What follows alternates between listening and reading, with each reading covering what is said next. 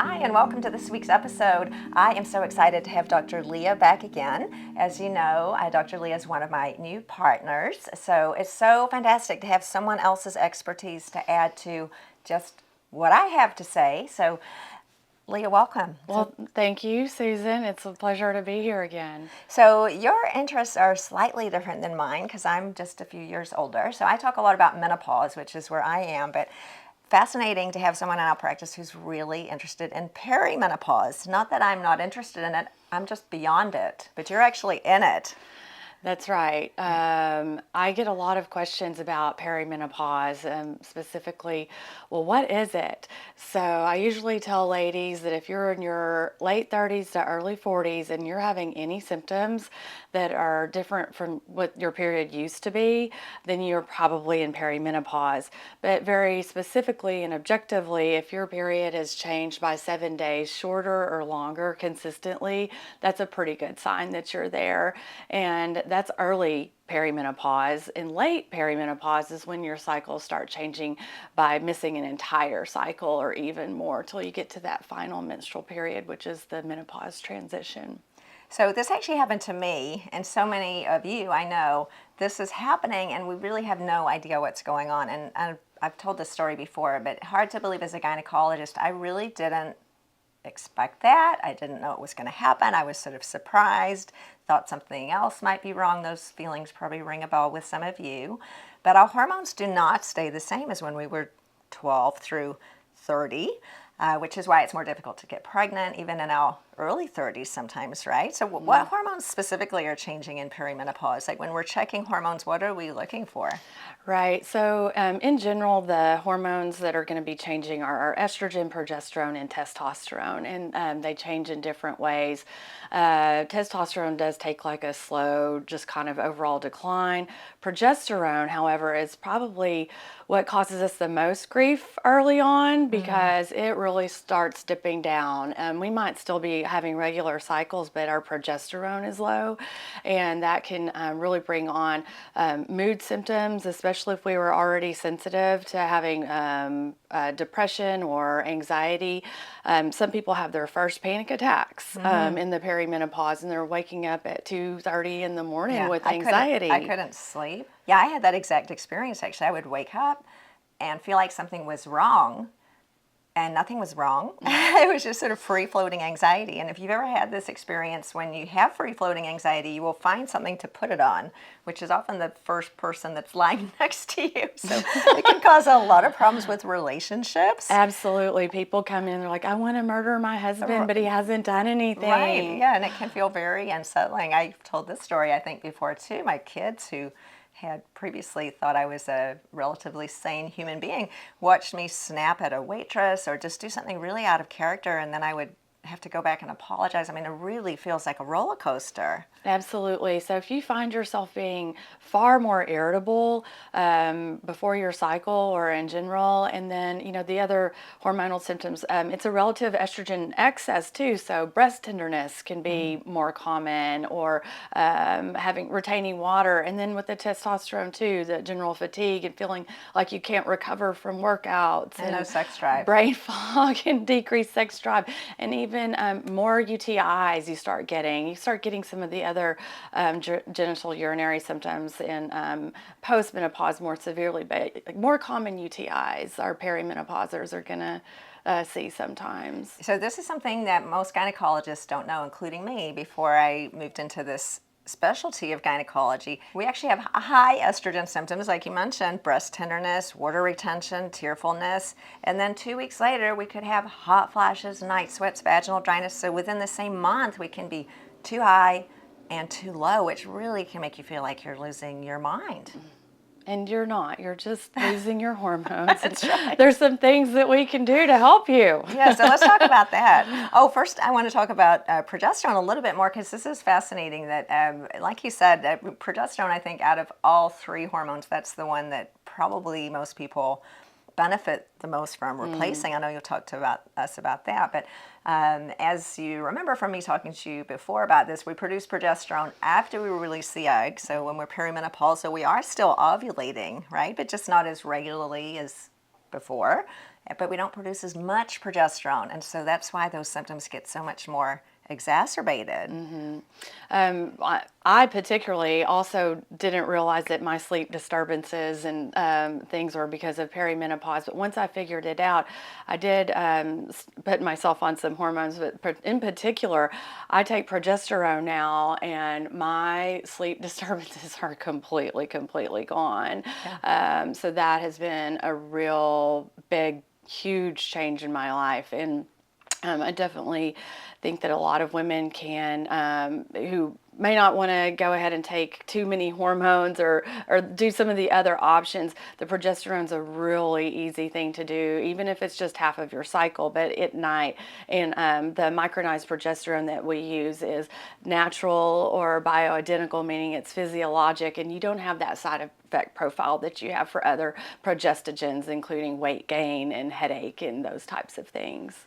Yeah, so progesterone, that's a fantastic idea, and I took it myself. I still do. So progesterone we would take in perimenopause potentially, and then continue on in menopause for the same symptoms. So you talked about taking progesterone either every night or half the month. Why are there options in that way, and why would one pick one versus the other? That's a really individualized decision. If you wanted to mimic what's going on in the natural menstrual cycle, then you would only take it about half the menstrual cycle. Some people feel like it's just easier for them to remember to take something every night and do that consistently. And ladies, once you take it and see how well you sleep, you'll probably want to take it every night. Yeah, I actually was taught to only give progesterone during the time that we normally make it, which is typically the second half of the cycle. But that exactly what you mentioned happened to me. I felt so much better when I was taking it that I just took it every day. And there's nothing wrong with doing that. It really is okay to take every day. You might hear different speakers saying otherwise, but it's really just a personal choice. You can do it either way. Either way is safe. And then, of course, the other thing that it's going to do is it's going to decrease the pain. If you're having increased pain in your periods, it's going to decrease the amount of blood flow in the periods because it's going to stabilize the endometrium. So it also helps with the period symptoms as well. Yeah, that's a really good point, because this high estrogen that we get in the middle of the month, ironically higher than it used to be, and then followed by lower than it used to be. So truly a roller coaster for real. We get more uterine lining, and so progesterone helps to counter that effect. So often I had the heaviest periods when I was in my early 40s, like same when I was 13, just like sitting in a puddle of blood. It was awful, but progesterone's really helpful for that. So changing your cycles, you mentioned, they can become either closer together or further apart, kind of all different kinds of patterns, and then often heavier, right? So progesterone, that's a fantastic idea. And then what other interventions would you make to help someone with these perimenopausal symptoms? Well, one is information. Knowing that there's nothing wrong with you is a very, very good way to relieve stress, because stress itself can make things worse for you.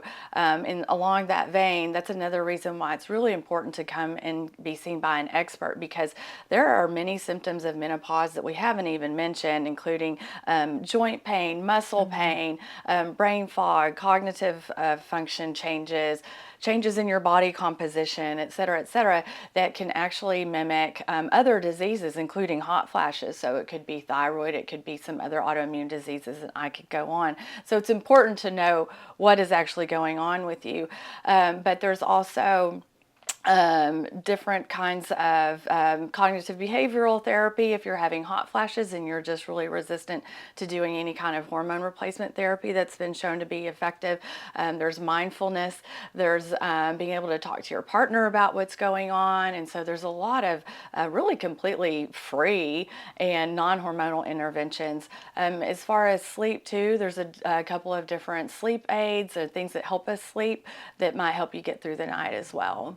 Yeah, I've talked about that a lot. I take a handful of things to help me sleep, and I'm going to ask you about what you take. Now, what we take is probably not what you need to take, because this is very individual, but I think it is interesting to see there's quite a lot of crossover when you talk to experts about what they choose to take themselves. I know when you sent me a list of the supplements that you take, they're pretty much exactly the same as mine. Now, everybody's individual, but I love that you mentioned that you really can benefit from having a complete visit that's doing some very extensive blood work and really asking you about your symptoms in detail, because we don't want to miss anything.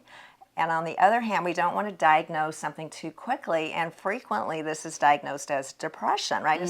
So commonly, we see patients who are going in for their 10-minute visit. They'll list the symptoms that you mentioned, and they're put on an antidepressant, which is not treating the root cause. Now, you might be depressed or anxious, but the root cause is the hormonal change. 100%. I just saw a patient today, that same thing, and she's off of her SSRI now that she's been optimized with us for over 7 months. So that's really important. And one other thing to mention is if you are having hot flashes or vasomotor symptoms, it's especially important for you to come in, because you may have increased risk of cardiovascular disease. So your risk of having a heart attack or a stroke may be increased, especially if you had, for example, high blood pressure with pregnancy or low birth weight or preterm delivery or gestational diabetes. So all of these symptoms really should be evaluated. And that is so interesting, because this is just in the past few years, this information's become more, and there'll be so much more coming too, about that these symptoms are not just something to brush under the rug, like you mentioned, associated with different diseases, even Alzheimer's and neurologic change. So there are really good reasons to treat this, not only that you'll feel better and your family will be happy too. So I love that you and I are both really interested in nutrition and exercise, which I think you and I agree are probably the cure for most things. So what about nutrition and movement as far as helping with these symptoms? Because I can certainly vouch for that, made such a difference for me. So anything in life is going to be helped with good diet and exercise and sleep. I mean, those are kind of the three pillars.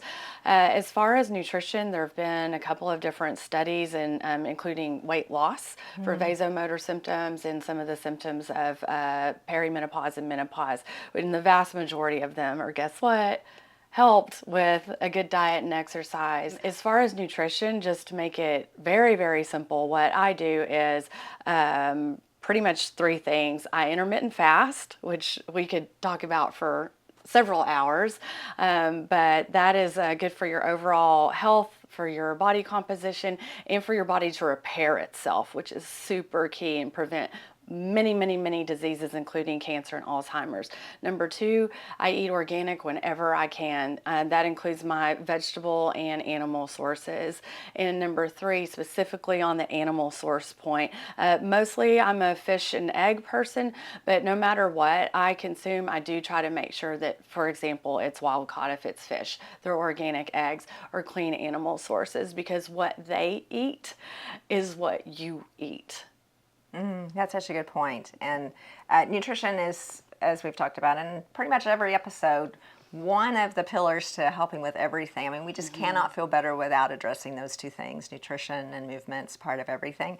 But it is ironic, and it's a bit of a catch-22, that when we're perimenopausal, we have sugar cravings. And then when I can't sleep, I want to eat ice cream and watch TV. I don't want to get up and go to the gym. So we understand it's not that easy.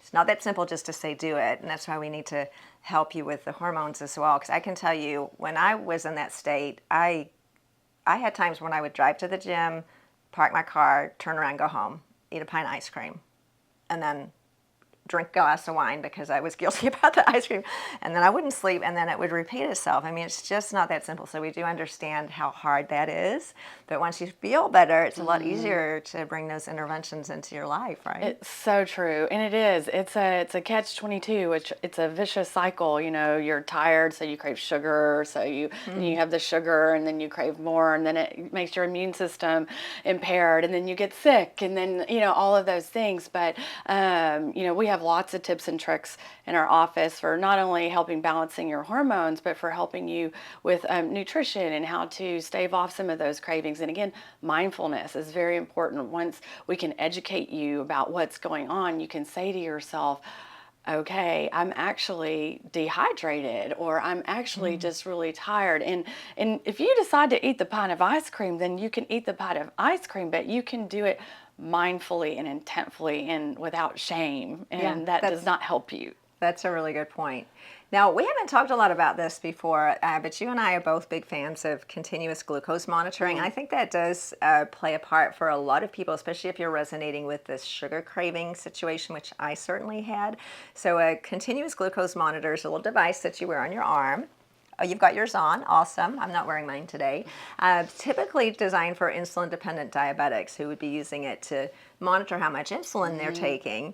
But people who are not diabetic can benefit from it too, right? So tell us what you've learned from your experience with that. Absolutely. So it's been very interesting. I've done it for two reasons. One, I wanted to see if there were some hacks, and there are. Fiber before you consume sugar makes a huge difference on the insulin peaking and can prevent it from peaking altogether, at least in my own body.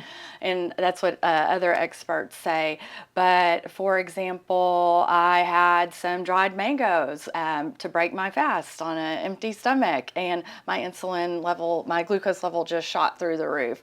Whereas where I had ice cream and cookies and some other things after I'd had salad and protein, completely different story. I was still in the normal range.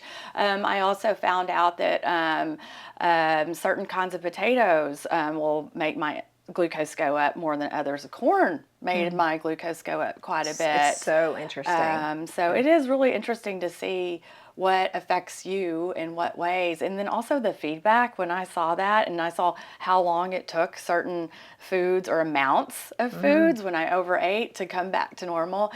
That for me was really good feedback. And I'd look at things differently now. I'm like, oh, I'm not having that fruit. Yeah. So this is interesting. Just sort of bouncing off what you said about mindfulness and having an awareness of what we're eating, and then making whatever decision we make with conscious intention. Wearing this CGM for me is like an accountability partner. And there's actually some data that shows that one of the best ways to lose weight is if somebody's watching what you're eating. Now that's why Weight Watchers and other groups like our weight loss program, where we see you every 2 weeks, have that accountability part. But for me, I'm not going to eat ice cream with that thing on, because the data goes into your phone. It just reminds you, oh shoot, if I eat this, that will happen.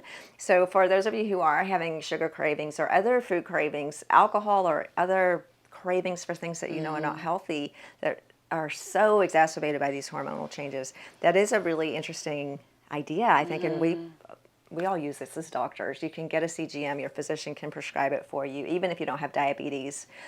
Could be a really helpful tool to help you stick to the nutritional plan that we've been talking about that's going to be so helpful. So anything that helps, I mean, why not use these amazing devices? So just tell people a little bit about how that works. So that sends data periodically to an app on your phone. Absolutely. Yeah. So I can, it can just read continuously, or I can eat something, or know I'm going to eat something. I'm record exercise, for example. I'm astonished. If I walk my dog for 5 or 10 minutes, my glucose just comes right back down. And that is just really effortless. So it just does go to show you, let's say you do eat the pint of ice cream, you can get up and do a couple of body squats. I did that too. And it brings your sugar right down. Yeah. So you don't have to live in guilt and in shame. Yeah, so we can read about this, right? This actually has been my experience. I can read about, and you know already, because you're all very educated, that exercise will bring your sugar down. But when you actually see it happen with your own blood data in real time, it's quite amazing how that just burns that memory into your brain. So it's a fantastic way to learn. So I just sort of deviated from what we were talking about, because the CGM I think is so exciting. So other nutritional things, you mentioned some supplements that you take specifically for sleep, and then some other benefits. So I recently shared the supplements that I take, and once again, they're not the same for every person. You know, you're going to have certain nutritional needs that are specific to you in certain situations. But what do you take, just as interest? Well, as a segue into that, I did start taking berberine in the evening. So berberine is nature's metformin, if you will, and it stabilizes blood sugar. It's anti-inflammatory, and it has other longevity benefits. It hasn't been studied long enough or in controlled trials to see if it has the anti cancer benefits, but I suspect that it does by virtue of its glucose mechanism. Anyway, more to come. Have you seen your sugar change since you've been taking it? I've seen it be more stable. Yeah, Yes, I'm so not interesting. seeing the little peaks at about midnight that I was having. So, but this is only about 2 weeks of data. As far as sleep, the progesterone makes me sleep so well. I did take a sleep cocktail that we had from our brand at the office. But one of the things I do take still is melatonin for a couple of reasons, actually 3. Melatonin does help restore the natural hormone if you're deficient in it, if you were up delivering babies all night, for example, if you change time zones. But it's a very, very, very powerful antioxidant and free radical scavenger. It is great for your skin. Many dermatologists take it. Again, anti-inflammatory, and it's really great for preventing recurrences of certain types of cancers as well. Easy to take. It's chewable, sublingual, or what have you. A couple of other things that I take at lunch in particular, I take my multivitamin. That's my vitamin A, D, K. Usually comes together in a lot of manufacturers. I take it at lunch because I need the fat to absorb it. I also, if I need to take my omega, I will take my omega then. There's a list of foods that you can take, which I eat often, including certain types of mackerel and salmon and black cod, of course, avocados and nuts that you can get omegas from. But most longevity experts agree that we need 2,000 to even 3,000 or more of omegas for heart disease and to prevent dementia, Alzheimer's. And that's a lot if you're just taking supplements. I was really interested actually earlier today. You showed me a product that you eat, and typically we're taught that, or I was taught anyway, that a serving of fish was 300 to 500 milligrams of omega-3, but you actually have a couple that have way more than that. Yeah, so there's the mackerel, canned mackerel, which is just goes in my backpack, and canned wild salmon. The mackerel has 3,500 milligrams of omegas, and the salmon for the serving, which is about 3.5 ounces, is 2,500. So that's definitely saving me a pill at lunch some days. That's or 4 pills, right? That's what I take. Right, yeah, so that's great exactly. information.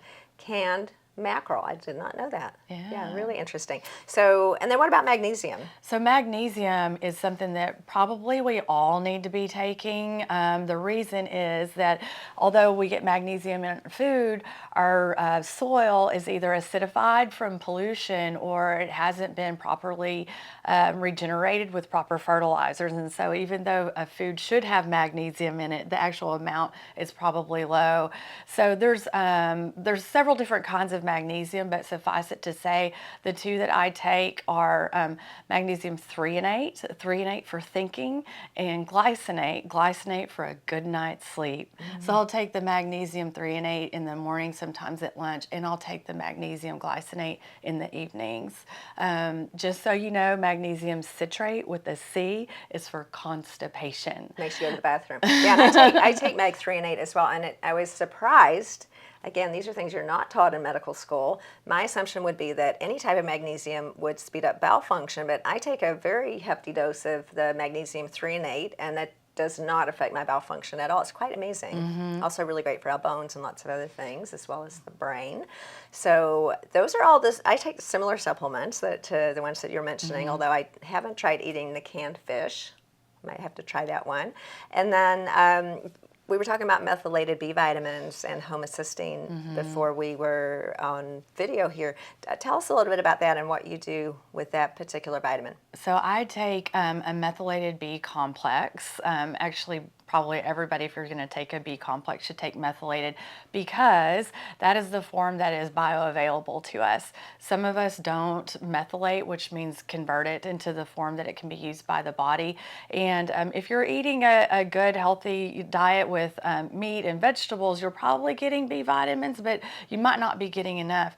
And as you alluded to, B vitamins affect almost every function in the body. I mean, the brain, metabolism, skin, cellular repair, DNA level. So really, really important. And there's the marker that I've mentioned before called homocysteine that we really want to be as low as possible. And those methylated B vitamins through a very complex process, actually lower that. So much fascinating information about supplements. And I think we're both in agreement that you can get pretty much everything from food, and we want to do that if we can, with those few exceptions that are quite difficult to get from food. Someone who doesn't eat meat, B12 is low. It's very hard to get enough B12 with a plant-based diet. So those are some really interesting things that we share. And so this is important at any stage of life, but I think in perimenopause, at least for me, that's when I really started to realize that I wasn't going to live forever. I have young adult children. They're not interested in any of this stuff. They're eating fettuccine Alfredo and gummy bears for dinner, and they can continue doing that and probably until they're about 30. But around this time in life, I think we realize that our bodies are not working as perfectly as they used to, and we can start employing these interventions so that we can set ourselves up to be healthier as we age, which is such a fantastic time to start. So when do you recommend patients come in to see you for this initial evaluation?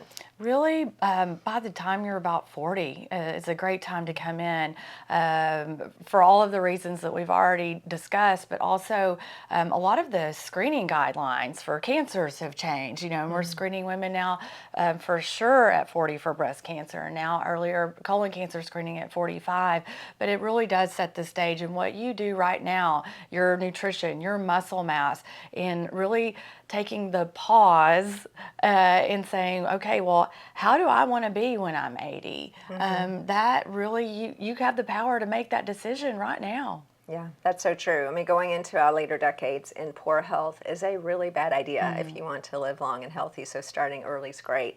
And we have a lot of patients in their 40s or even earlier who have made some choices that have led to less than optimal health, but we can help to turn all those around when you still have time. It's a whole lot harder to do that when you're 75, but when you're 40, we can optimize everything. You can optimize everything, and we can help. So we talked about nutrition, some supplements, what you eat. What about the movement part? You mentioned that it's really good for your sugar, so we know that's a thing. What else about what's your particular relationship with exercise? Oh gosh, well, I grew up exercising and I've always enjoyed it and always gotten that endorphin kick. But some ladies aren't so lucky, or some people aren't so lucky. So as you know, it helps your mood, it helps your sleep, it helps your physical appearance, it helps your skin and your physical appearance, and helps fight all kinds of diseases. But let's just say that you are not somebody who wants to do or cannot do, or just doesn't feel one day like doing 30 minutes of exercise. There are some 2-minute hacks that you can do. So there's about 5 different kinds of little 2-minute exercises that I'll do, and I go all out. So that is jumping rope. I don't know if you've ever tried jumping rope for 2 minutes That's straight. really hard. But you'll be out of breath. It's like running uphill. Absolutely. Speaking of running, you can do running in place where you do high knees. You just have your knees get up to a 90-degree angle. And if you go for 2 minutes, I mean, you will be sucking wind. You can do the burpees, which is where you get down into like a push-up plank position and then you jump back up and go up and down. If you don't know what a burpee is, you can Google it. There's also a little trampoline, those mini trampolines, and you can rebound. So just by virtue of jumping up and down, you actually clear lymphatic drainage, which is super important just for feeling swollen and whatnot, but for the toxic buildup that's in your body and even in your brain. I think it's safe to say that any kind of movement helps for me, and not to say that I always want to, but when I was feeling that way, just exhausted and anxious, if you can just get yourself up and go for a walk, any kind of movement ultimately makes you feel better. It's so true. I think it's one of those things that we all know is true, but it's really hard to do when you're in that place. Absolutely. And we totally understand that. And speaking of walking, you can also get up and take stairs. If you run up and down some stairs, that's a great way to get your heart rate up as well, even in 2 minutes, and it makes a difference. Makes a difference to your brain, to sleep, to mood, all the things. So what's your takeaway, if there is one, on perimenopause, since that's sort of where you are living right now, and what you would say to people who are listening that I'm sure often are feeling very alone and misunderstood?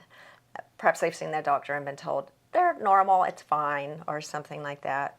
Absolutely. So, if you know that something's not right with you and your doctor tells you that you're fine, you're normal, and you want to get more information, then please do so. You know when something's not right. You know when you're doing all the same things, but yet something is changing. And don't be afraid of this time in life. Look at it as a time to slow down, take stock, and figure out a plan for the next 40 years or 30 years or however much it's going to be. Yeah, well, that's great advice. Well, it's always so great to have you, Thank you and I'm so sure we'll much. be talking again soon. If you like this episode, don't forget to subscribe, share it with your friends, and we'll have the link below for how you can make an appointment with Dr. Leah, talk all about perimenopause or whatever else you want to talk to her about. I'll see you next week.